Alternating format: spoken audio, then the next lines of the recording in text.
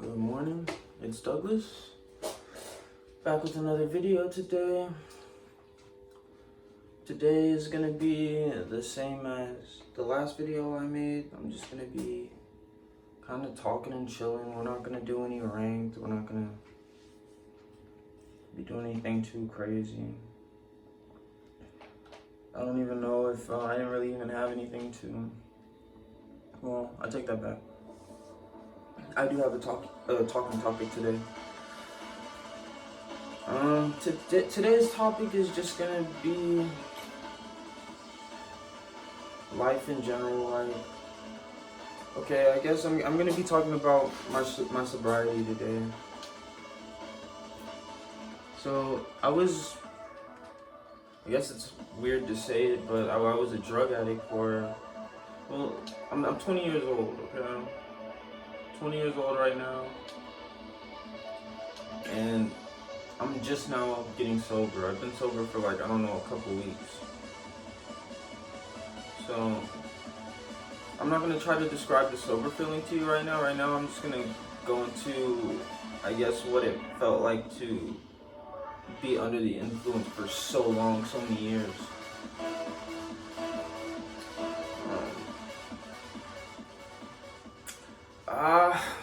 It's almost like, to me, is what it feels like is, for so long you're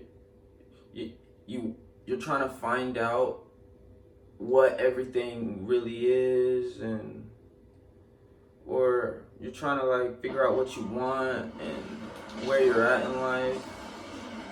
But usually when you're under the influence of drugs, you think you're doing so much better than you are, or you think something's one way or the other. But you know, I've learned that you're just, at least I was super gullible back in the day. You know, and I'm still gullible now, just because I'm just now, I guess, seeing what reality really should be like, you know?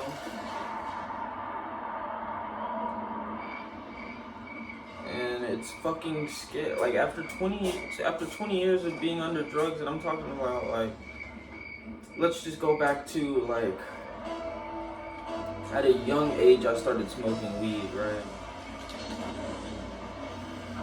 And I don't know how young I was, but I was a young man. And started smoking weed. I enjoyed that. But I thought it helped me. I refused to accept that maybe it wasn't helping me. Maybe it was just a fog, you know?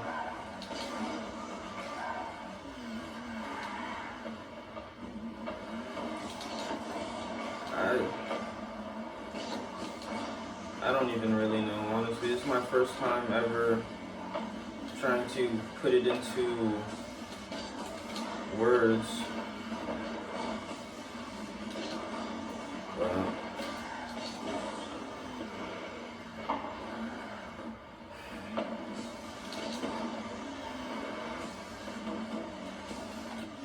But yeah, in a weird way. Yeah, let me just go over all the drugs that I was taking. So like, I started off very young age, started smoking marijuana, and the earliest I can remember me smoking marijuana is the seventh grade, I believe. I started smoking marijuana heavily, and it was like every freaking day. You know, I would go to school. So yeah, this is how I started acting in 7th grade. I would come to school. I would, if I didn't have money, which I usually found a way to try to gather some sort of money, because I felt like I needed that high that day, you know, that high was gonna be what made my day, you know. So just think, a 7th grader would walk into the bathroom every single day to find another I don't know, 8th grader, 9th grader, to give him some drugs in exchange for some money every single day. And it started off like that, and I was daily, as a 7th grader, daily. I started going to school, getting high, going to school, getting high, and immediately school meant nothing anymore. Grades meant nothing, you know. I ended up, man, let me just tell you, I really enjoyed sports back in the day, man. We did, back in the day, man, I remember my 7th grade football year, I went undefeated. I played quarterback, man. We were tough. 8th grade and 9th grade, I went undefeated, but eventually that's what made me stop, was my substance abuse. But yeah, just imagine, like, or try not to imagine, you know, a 7th grader that all he can think about is his next high, getting high, getting high. And this is just weed. Everybody tells you weed is not addictive. Anything's addictive. People can be addicted to being addicted. You can be addicted to anything. But yeah, that was happening. It gave me a false sense of being, I don't know, cool or a part of a certain group, you know, made me feel kind of badass. But that was happening, and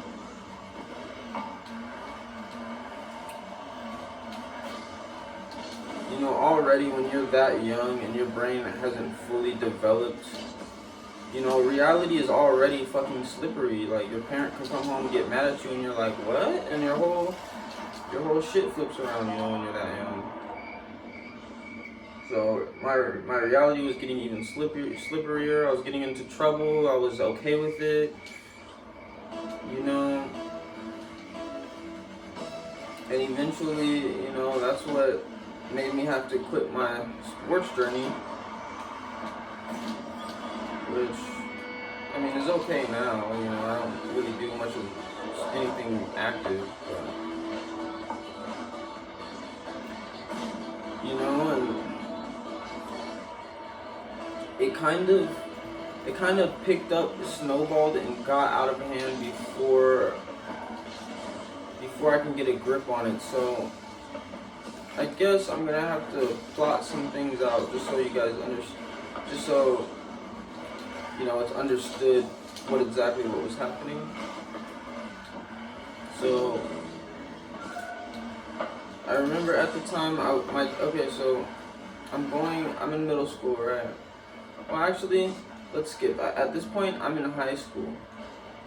And my dad was my middle school coach, so he was always at this school that I attended, right? So, you know, anything happened, boom, my dad was just always there, you know. Teacher was mad at me, my dad was there, blah, blah, blah. He needed help, my dad was there, so, you know. And my 9th grade year, I ended up, I guess the drugs and everything got out of hand, and me and my dad started arguing bad. Like, it got to the point where,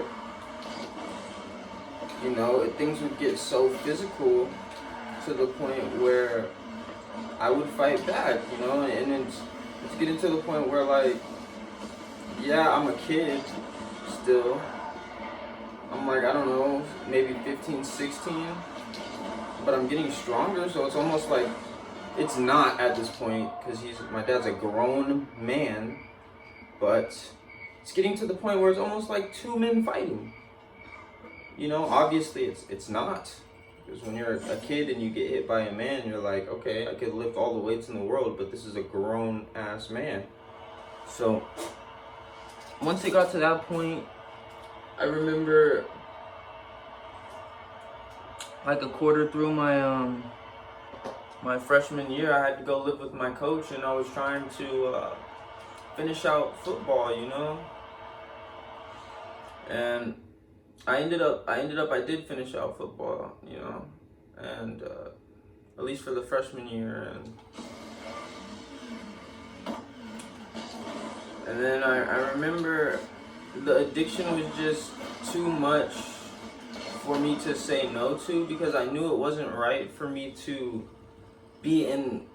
He wasn't a stranger, but it wasn't my house. It wasn't my dad's house. It was some random person's house, and I knew it wasn't right for me to try and get drugs and sneak them around inside or even outside or around their house.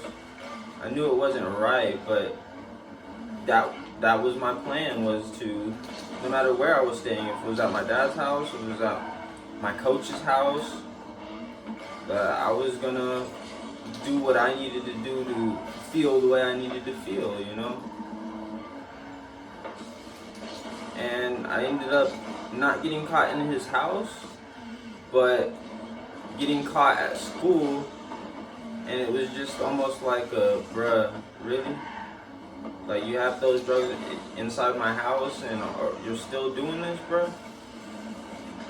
So, when that happens, we're like halfway through freshman year, right? And I can't live with him. And me and my dad had started fighting around a police officer, so I couldn't really go back there. So pretty much, and I had lived with my mom before as a kid, but around like 9 years old, I guess my temper had got out of control. My mom, she wasn't willing to keep me at the house anymore. That's when I moved with my dad. Now, halfway through my freshman year, I'm back living with my mom, right? Because I can't live with my dad, and I messed up the opportunity I had living with my coach.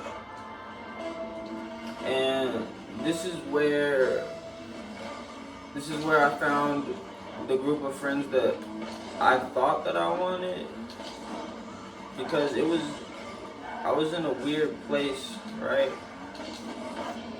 I was in a, or at least I felt like I was in a weird place, like moving schools and, you know, missing my friends and things of that nature.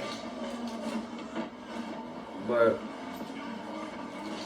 man, okay, so I get over here and I'm with my mom, and I'm feeling kind of lonely, honestly, you know, and my only outlet at this point, because I stopped playing sports.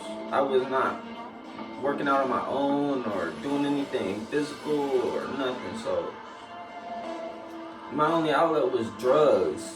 And it wasn't drugs at this point, but my only outlet was like smoking weed, which was a drug. So then it piqued my interest. As I'm bored, I'm like, damn, I'm really bored.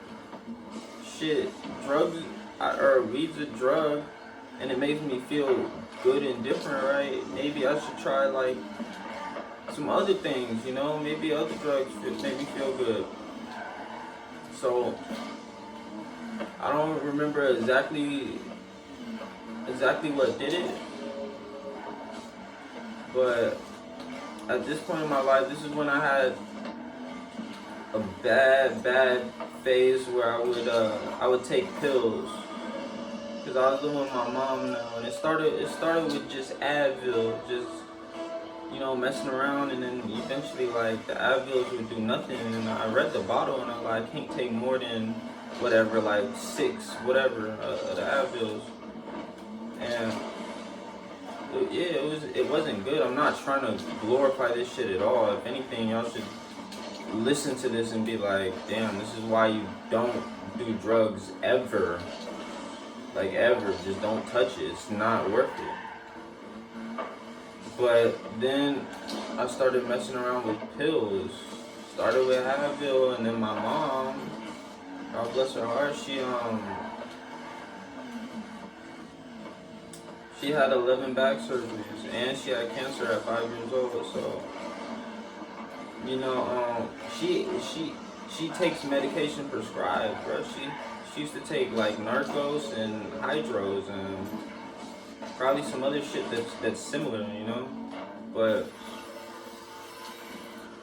you know, I would go in there being the little weasel that I was, and I would take them for myself. And I don't know what age I am. I'm maybe like 17, 16, 17, 18 at this point. You know, 19 maybe. A little, yeah, 19. And I'm infatuated with taking pills. You know, that's just what I like to do. And you know, I'm living in a fake reality at this point. I think I'm a superstar and that, you know, nothing at all can hurt me, or I could do no wrong. And that was the worst time in my life for sure, because I wasn't eating. You know, I was borderline suicidal. I didn't care if I lived or died. And the worst part of it all is just when you're under the influence of, well, I'll get to that part. So, I'm taking hydros, I'm like, and even before that, bro, I started experimenting with something that I don't recommend to anybody ever, no matter what, because you're born with the brain you're supposed to fucking have, right? I started experimenting with psychedelics because I just thought that the way people explained it to me was the coolest shit ever, right? I was like, oh, you laugh and you see colors. I thought that's what it was. Turns out it's a lot more than that, and it's nothing that you need to fucking worry about or be interested with, because it's not gonna help you in life. Life has nothing to do with seeing colors and smelling shit and none of that shit, bro. But I'm just gonna give you my perspective and my view on it, right? So, boom, I'm doing these pills, and I'm trying to experiment with like psychedelics, you know, and it just wasn't good. Like I was doing all types of, I was even stealing pills from like CVS, these triple C's, and taking like 13 of them just to get high, you know. And it was bad. It's a dirty feeling, you know. It's not a good high. It's like a, you can't do shit if you wanted to do shit, you know. You're dumb, you know, like, it's not a good feeling, right? So boom, then I'm like, man, none of this shit is enough to, you know, enough for me. Like, I need more. I need something that's more. Like, I need to get more higher, because, like, yeah, everything's cool when you first start, but, like, everything wanes off or peters off, you know what I'm saying? So, as I get introduced to these psychedelics through,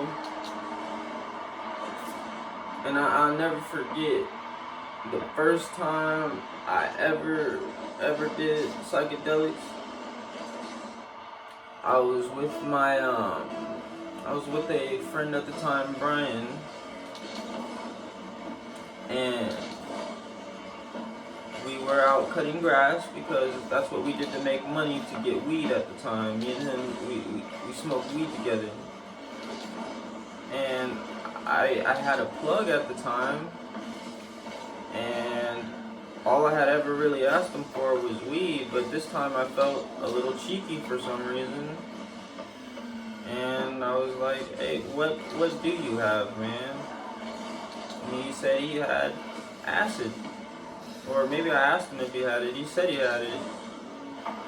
And that was the mission for the day. And I don't know, I was like 17, 18 at the time. And we're cutting grass. We get some money. I had enough to get some acid, so I went. And I had enough, really, it wasn't even about the acid, it was just about the fun, because, well, I made it about the acid that day, but I had enough. He made enough money to be set, you know, and I made enough money to get some weed and get some acid. You know what I'm saying? And this is the day that, you know, reality started slipping away from me. Because I remember taking that acid. I remember feeling giggly.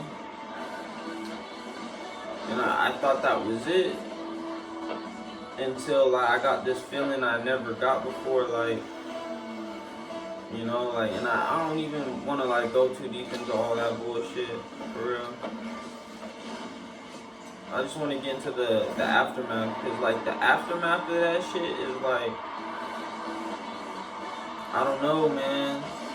It's just not worth it. None of it. Like, none of the drugs are worth doing, bro. At all.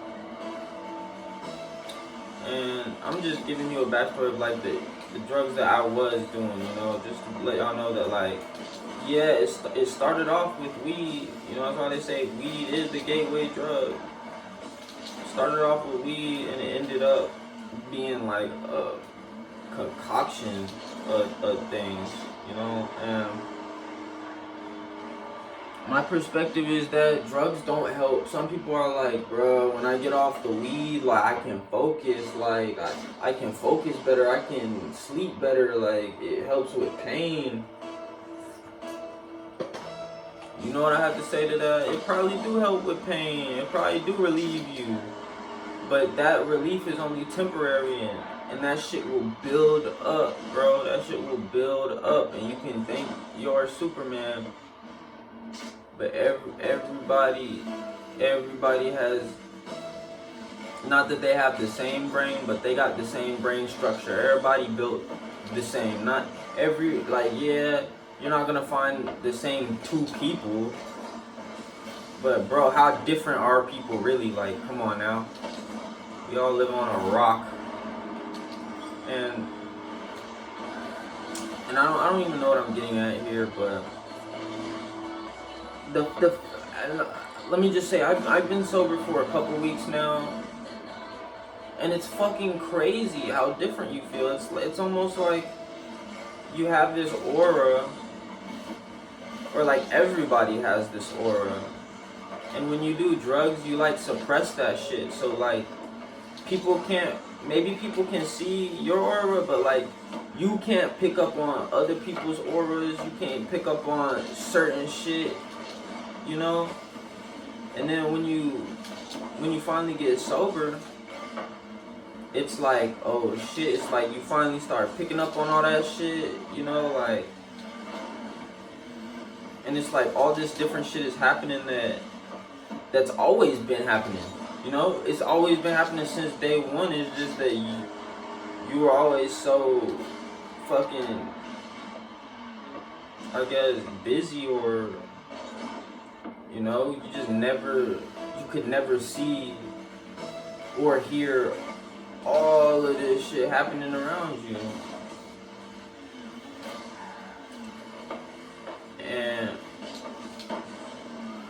And it really is scary, man. It is scary, because when I came off all of the drugs, and I finally started to get a feel, or like starting to like really like grasp all this shit that's happening around me, man, like,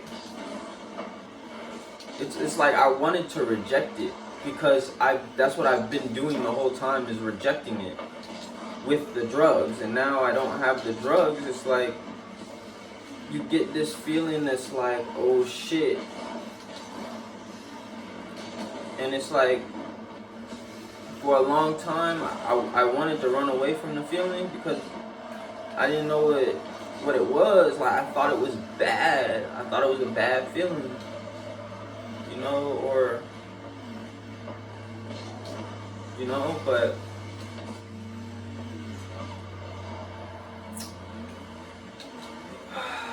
I don't know. It's hard to put in words, you know. But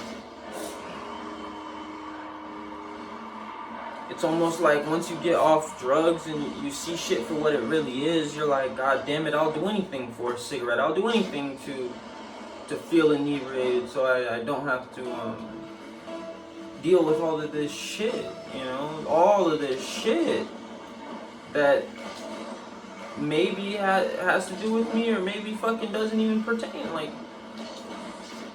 to me, you know? Like, it's like you don't know what you're suppressing. You don't know what you're doing when you're taking drugs. You know?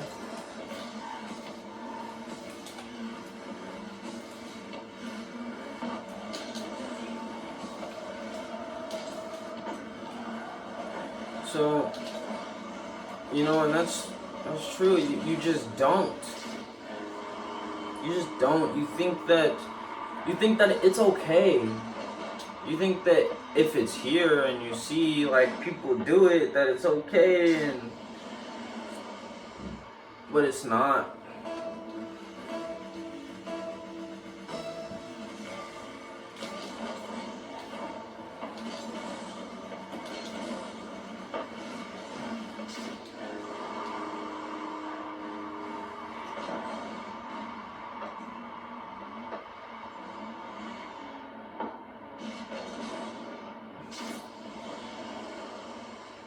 And I guess I just wanted to, I mean, yeah, that's what I wanted to talk about for real, but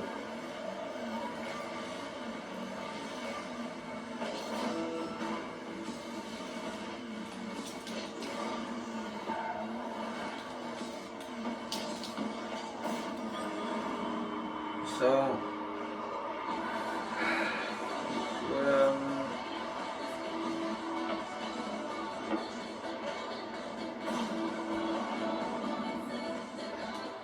you know, and everybody has their own choice. Like, if you want to do drugs, do fucking drugs, but to each his own, man. I just tell you that I recommend that you never touch it. You never even think about it.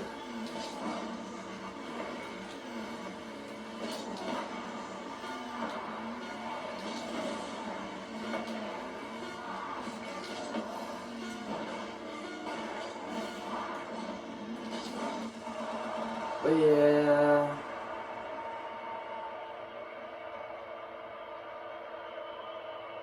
It's almost like when you take drugs, you feel like nothing, or you just feel like the drug, and it's like, then when you get sober and you have to go out in public and be around people that aren't on drugs, it's so much different, you know? It's so much different.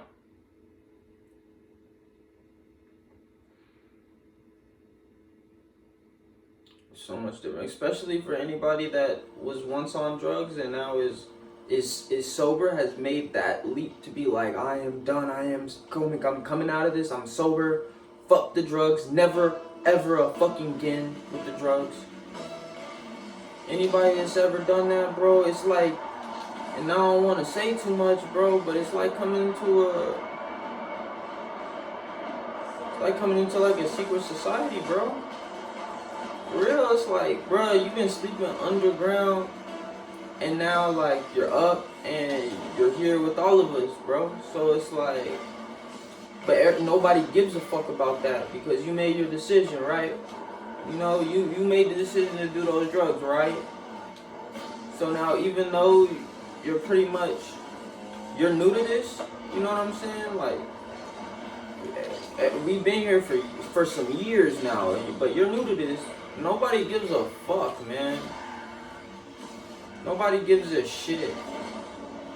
You might feel like a fucking newborn baby in an entire new universe, and you don't know how to handle it.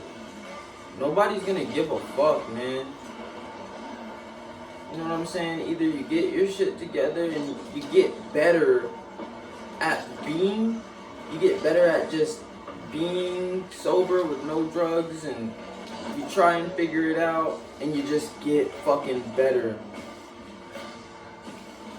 Because guess what? The people that see people that do drugs and put drugs over certain things, they don't understand it. They don't understand it at all. So they're just gonna beat you up for it.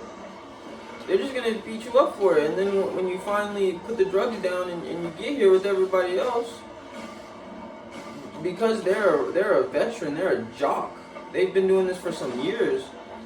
They just see you as a rookie, and they're gonna be like, "All right, rookie.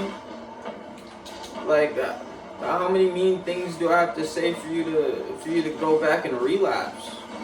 You know, you're gonna go back and relapse just because I said you're a fucking druggie, and oh, you're probably thinking about drugs right now, you know." And they'll come by and they'll whisper that shit in your ear, and they'll be like, "Yeah, you wanna just go fucking get high and watch your life?" And they will fucking beat you up. They will beat you into the ground just for trying. And it's at that point you have to identify why you made the choice that you made. You know, and eventually you have to say, fuck all of those people, man, because they don't know you. Or I don't know how it all works, man. But either when you come off drugs, I just want you guys to know that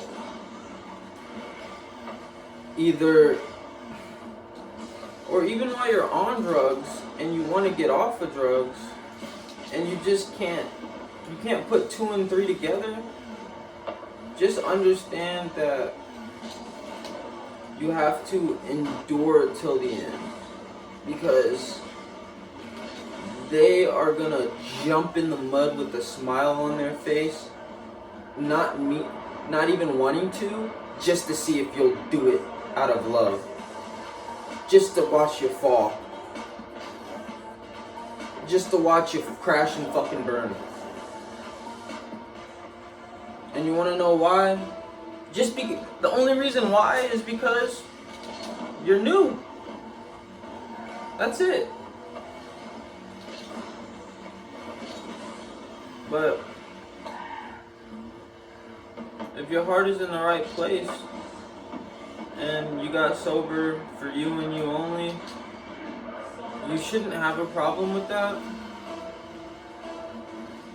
But once you get off drugs, those are the first waking days of the rest of your life. Those are the first days of the rest of your life. Because you on drugs, inebriated all the time, in a state of in a vegetable state, that's not living at all whatsoever. So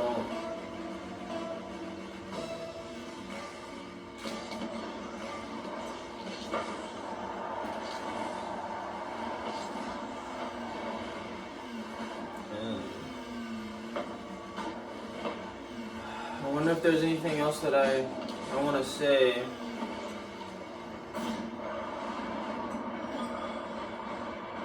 Might just be a quick video on, you know, what happened with me and drugs and why I stopped, and you know,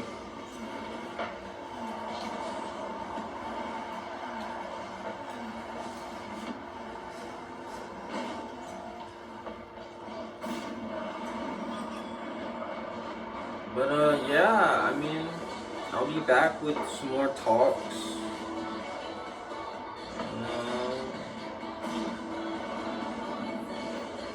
Man, and yeah, to anybody out there that maybe is watching that, you know, is sucking on a vape or likes to smoke pot, or,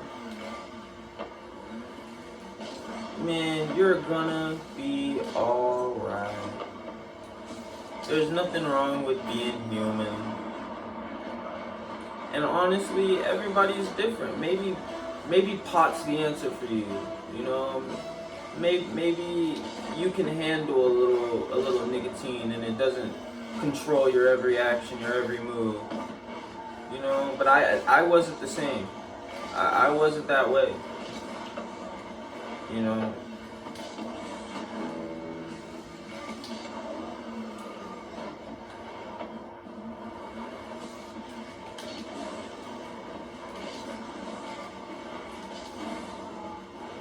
But yeah, just I guess to anybody out there that's having a hard time finding hope, just hope hard as fuck, man. Hope is never fucking lost unless you throw it away. So pick up your hope, you know, and act like hoping was a sport, and just hope hard as fuck. Hope the hardest. Be the hardest hoper. You know? Hope is inside of you. I'm saying hope a lot, that it's starting to lose meaning, but you know what I mean. Fight.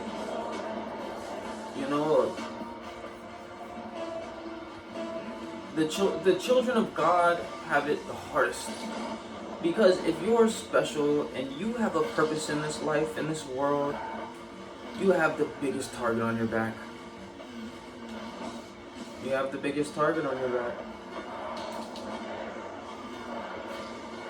You want to know why? Because you can help people. And anybody out there that's struggling with themselves, I know it's because you just want to help people. But it all starts with you.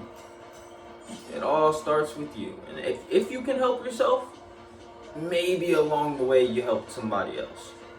It's kind of how that kind of shit works. So keep your head high. Keep on stepping on business. And hope hard, man. Because it's all in you. You know, you got it. Peace. See y'all in another video.